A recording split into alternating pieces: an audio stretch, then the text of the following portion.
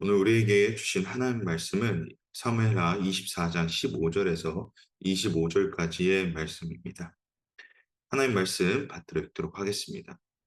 그리하여 여호와께서 그날 아침부터 정해진 때까지 이스라엘 재앙을 보내시니 단에서부터 브엘세바까지 7만 명이 죽었습니다. 천사가 그의 손을 예루살렘으로 뻗어 그 성을 멸망시키려 할 때 여호와께서는 그 재앙을 보고 돌이키시며 사람들을 치고 있던 그 천사에게 말씀하셨습니다. 그만하면 됐다. 손을 거두어라. 그때 여호와의 천사는 여부 사람 아라우나의 타작마당의 곁에 있었습니다.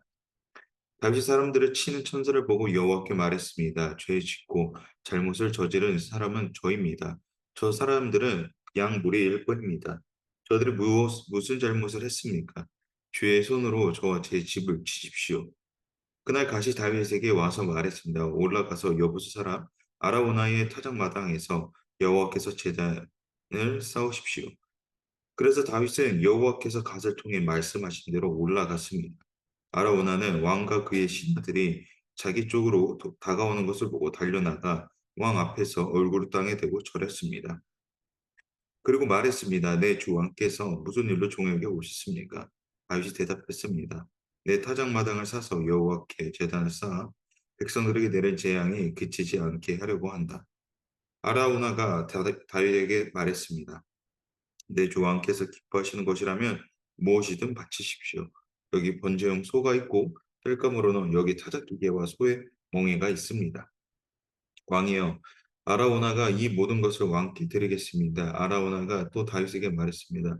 왕의 하나님 여호와께서 왕의 제물을 기쁘게 받으시길 바랍니다. 그러나 왕은 아라우나에게 대답했습니다. 아니다, 내가 값을 지불하고 사겠다. 내가 내 하나님 여호와께 공짜로 얻은 것으로 번제물을 드릴 수 없다.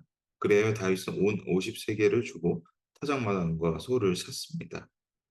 다윗은 거기에서 여호와께 제단을 쌓고 번제물과 화목제물을 올려드렸습니다. 그러자 여호와께서 그 땅을 위한 다윗의 기도에 응답하셔서 이스라엘에 내리던 재앙이 그쳤습니다. 아멘. 오늘 본문은 어제에 이어서 다윗의 세 번째 선택에 따라 이스라엘의 이제 3일 동안의 재앙이 시작되는 장면으로 이제 시작을 하고 있습니다. 그 시작에 있어 단에서부터 브엘세바까지 총 7만 명의 사람이 죽게 됩니다. 그리고 천사가 이제 예루살렘 성조차도 이제 멸망시키고자 할 때 하나님께서 천사의 손을 거두게 하십니다. 그리고 천사는 아라우나의 타작마당에 머무르게 됩니다. 이 광경을 본 다윗은 자신의 잘못으로 생겨난 일을 이스라엘 백성들에게 묻지 마시고 본인의 집에 그 재앙이 있게 해달라고 하나님께 간구를 하죠. 이와 같은 다윗의 모습은 다윗의 진면모가 드러나는 장면입니다. 이 재앙이 실질적으로 다가옴으로 통해서 이제 그 원망의 대상이 그를 부추겼던 사단이나 또는 그것을 조사했던 요압에게 그 책임을 물을 수도 있겠지만 다윗은 그 재앙의 원인이 본인이며 이 모든 것의 책임이 자신에게 있다고 말합니다. 그러니까 도망치거나 남의 탓을 돌리지 않고 이 모든 책임이 본인에게 있음을 말하고 있는 것이죠. 우리 또한 신앙의 여정을 걸어가는 길 가운데 우리가 맡아야 할 책임이 있습니다. 바로 무엇이냐? 성도로 살아가는 것에 대한 책임이 있습니다. 성도가 되었다는 것은 어떤 의미를 가지고 있습니까? 성도는 다른 말로 거룩한 백성이라고도 하죠. 거룩한 백성이 되었다는 것, 하나님의 자녀로 부르심을 받았다는 것은 하나님의 은혜로 말미암아 죄인된 삶의 자리에서 기쁨의 자리로 변화되었다는 것을 이야기를 하는 것이죠. 즉 본인이 죄인임을 우리 스스로가 죄인임을 먼저 알고 이것이 하나님의 은혜를 통하여서 주어진 사실이구나. 하나님의 값없는 은혜를 통하여서 주어진 은혜 자리라는 것을 우리가 먼저 인식하고 있어야 된다는 것입니다. 그리고 그렇다면 그 은혜 자리를 누리는 것으로 지켜야 할 것으로 끝나는 것이 지켜야 할 것이 있다는 것입니다. 하나님의 자녀가 되었다고 해서 끝나는 것이 아니라 거룩한 백성으로 살아갈 때에 주어진 삶의 자리가 있다라는 것이죠. 그것이 무엇입니까? 하나님을 닮아가고자 하는 열심입니다. 하나님을 닮아가고자 하는 것은 하나님 앞에 나아가는 우리의 여정 속에서 열심히 있어야 된다. 그저 머무르기만 하는 인생의 모습이 아니라 방금 다윗과처럼 누군가를 탓하거나 누군가에게 원망의 대상으로 몰아가는 것이 아니라 자신이 스스로 책임질 수 있음을 고백해야 된다라는 것이죠. 근데 이 스스로 책임진다라는 것은 내가 그 거룩한 그 하나님을 닮아가고자 하는 그 여정 속에서 그거 자체를 책임진다라는 의미가 아닙니다. 어떤 의미냐? 하나님 앞에 나아갈 때에 하나님 앞에 나아간다는 우리가 거룩한 백성 우리 스스로가 거룩하기 때문에 거룩함이 된 게 아니라 하나님께서 거룩하다라고 말씀하셨기 때문에 우리가 거룩하여진 거죠.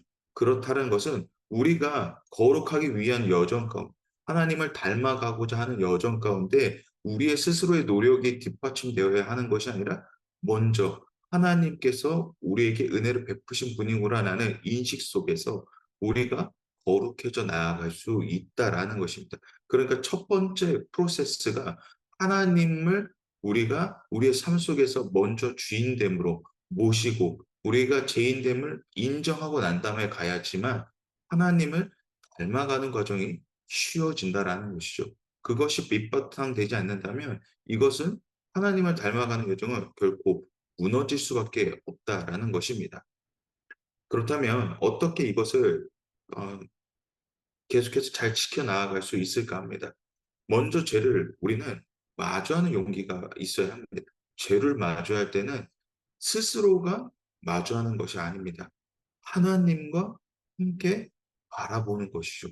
하나님께서 우리에게 책임 전가를 하시기 위하여 이 자리로 우리를 부르신 것이 아니라 함께 가기 위하여 그 자리를 부르셨다라는 것입니다. 우리가 죄를 마주할 용기가 있다는 것은 스스로 죄를 이겨내야 할 대상으로 보는 것이 아니라 하나님께서 함께 하심으로 이길 용기를 얻었다라는 것입니다. 다시 말해 죄악의 길 가운데서 우리가 넘어져도 다시 일어날 수 있다라는 것은 하나님께서 함께 하심으로 이겨 나아갈 수 있었다라는 것이죠. 다윗은 자신의 죄에 넘어지며 도망가지 않고 말지할 수 있었던 것은 하나님의 선하심을 믿었기 때문입니다. 그렇습니다. 우리가 죄를 마주보지 않고자 하는 것은 하나님을 온전히 신뢰하는 믿음이 있기 때문입니다.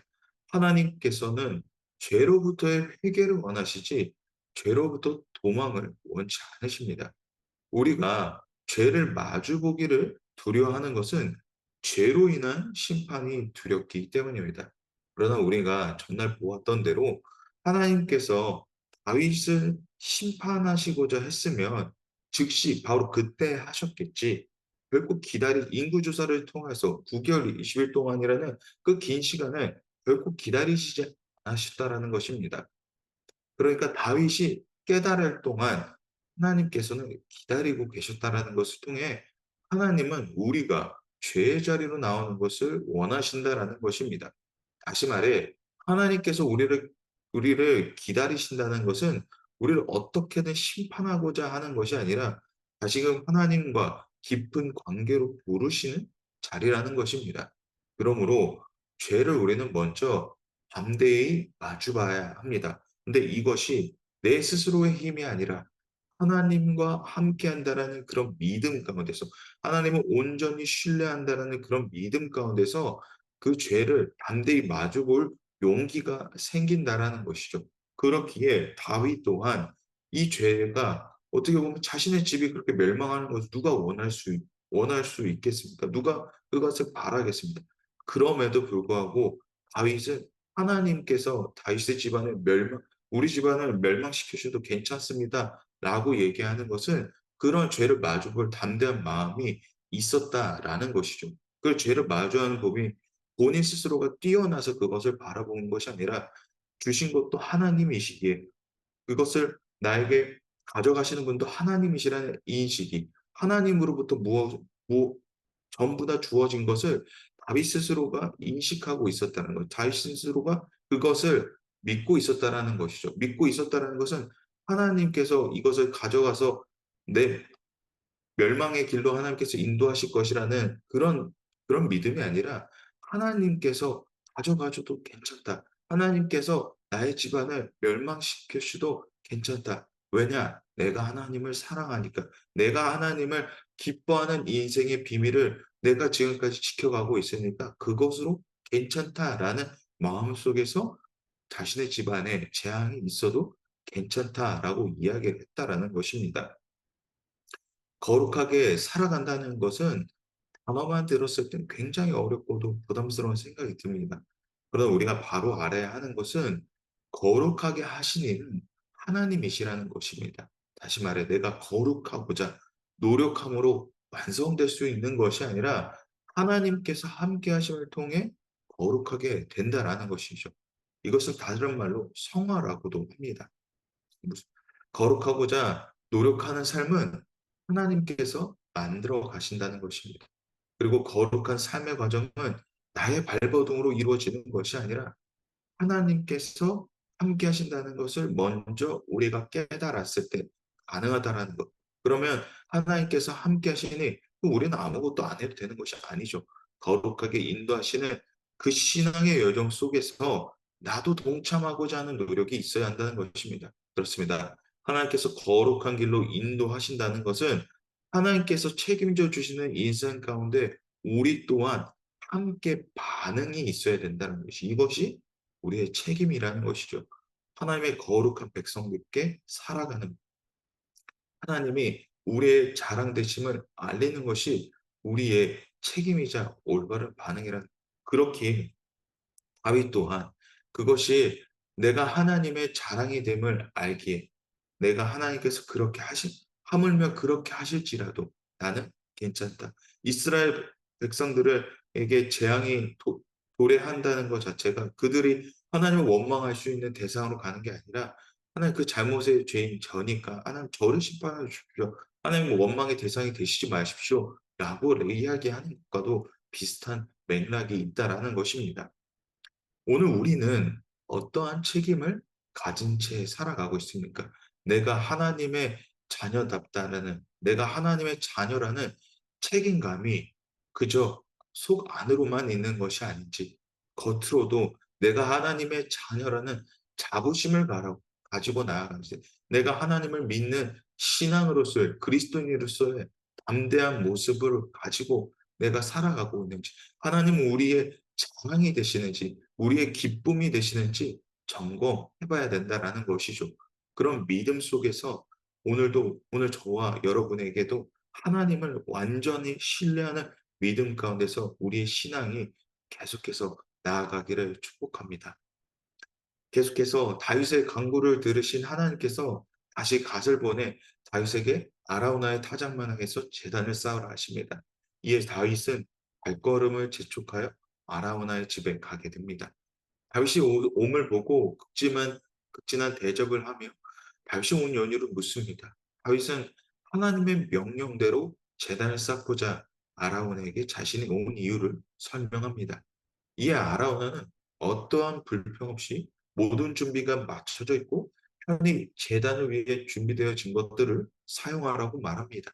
하나님의 자비의 초대는 우리가 준비하는 것이 아니라 이미 준비되어진 자리입니다. 이 자비는 대가를 지불하고 받는 것이 아니죠. 아무런 대가 없이 하나님께서 주시는 자리입니다. 사실 이 타작마당은 역사적으로 굉장히 의미가 있는 장소입니다. 아브라함이 이삭을 하나님께 제물로 바쳤던 것이 바로 이곳이었고, 나중에 다윗 이후에 솔로몬의 성전이 건축이 되는 것도 바로 이 아라우나의 타작마당입니다. 즉, 이 장소의 의미는 하나님께서 범죄한 인간과 다시금 화해하시고 긍휼을 베푸신 자비의 장소라는 것입니다. 하나님께서는 언제나 우리를 긍휼히 여기시며 행여 우리가 나아가지 못하는 자리가 있을지라도 서두르지 않으시고 기다려 주십니다. 우리는 그 주님의 자비하심에 대한 기억이 있어야 합니다. 그 자비를 기억할 때 우리의 책임은 부담이 아니라 감사로 여겨질 것입니다. 감사하기에 할 수가 있는 것이고요. 감사하기에 하나님을 더욱 사랑할 수 있는 것입니다. 그러한 우리의 모습이 되어야 할 것 같습니다. 마지막으로 아람 문화의 순종에 대해 다윗은 본인이 사용하는 모든 것에 값을 지불하겠다고 합니다. 여기서 은 50세겔이라고 얘기하는 건데 이게 50세겔은 결코 적은 돈이 아니죠. 당시 하루 노동자의 품삯이 한 데나리온이었습니다. 그러니까 1세겔이 한 4데나리온인데 그렇다고 하면 1세겔은 대략 40만 원 정도가 됩니다. 그러니까 은 50세겔이라고 하면 2천만 원이라는 금액이 되는 것이죠. 이것을 천대에 비해서는 뭐 그렇게 엄청나게 큰 돈이라고는 말할 수는 없겠지만 당시 상황을 고려한다면 이는 매우 큰 금액이죠. 다윗이 아라운에게 큰 금액을 보상하고자 했던 것이 물질적 가치로 보상하고자 하는 심리가 아니라 아라우나의 태도에서 오는 감격이 있었기에 그렇게 행동했다라는 것이죠. 아라우나는 아무런 불평도 하지 않습니다. 오히려 다윗을 환대하고 마주하며 그가 사용하는 모든 것들에 있어서 편안하게 자신의 것이라 여기라고 하며 사용하라고 이야기를 합니다. 이러한 아라온의 모습에 다윗은 감격을 했었다는 것입니다. 우리 또한 하나님을 감격하게 하는 모습이 있기를 바랍니다. 다윗에게 모든 것을 사용해도 좋다고 이야기하는 아라오나 같이 우리 또한 하나님께 내 모든 것을 다 드려도 하나님이 그보다 소중하십니다. 하나님이 그보다 더 귀하십니다. 라는 우리의 모습이 있어야 한다는 것이죠. 그러한 감격을 줄 수 있는 우리의 신앙의 모습이 되어야 한다는 것입니다. 하나님은 왜 값없이 우리에게 무언가를 주십니까? 왜 우리는 하나님이 우리의 삶 속에서 귀하십니까? 라는 고민이 우리 안에 있어야 된다. 그렇게 살아가고자 하는 노력이 우리의 삶 속에서도 밑바탕이 되어야 된다는 것이죠. 하나님은 우리의 작은 것에도 반응하시는 하나님이십니다. 그런 하나님께 우리의 최고의 최선의 반응이 있어야 하지 않겠습니까? 우리의 물질적, 시간적인 것들을 하나님께서 기뻐하시는 것이 아니라 우리의 마음의 중심이 하나님을 향하고 있는가 했을 때 하나님은 기뻐하신다라는 것입니다. 이는 우리의 행동으로 하나님께서 반응하신다라는 것이 아니라 우리의 작은 신음에도 하나님께서 응답하신다는 그러한 하나님이시라는 것입니다. 그러한 하나님께 내 것을 드리는 것이 무엇이 아깝겠습니까? 무엇을 하나님께 드리는 것이 우리의 삶 속에서 부담이 있겠습니까? 그런 하나님께 우리도 그러한 최선이 있는 삶의 연속이 있게 되기를 바랍니다. 선택적으로 하나님 앞에 순종하는 것이 아니라 하나님을 완전히 신뢰함으로 나타나는 삶의 기쁨을 마주하시기를 소망합니다.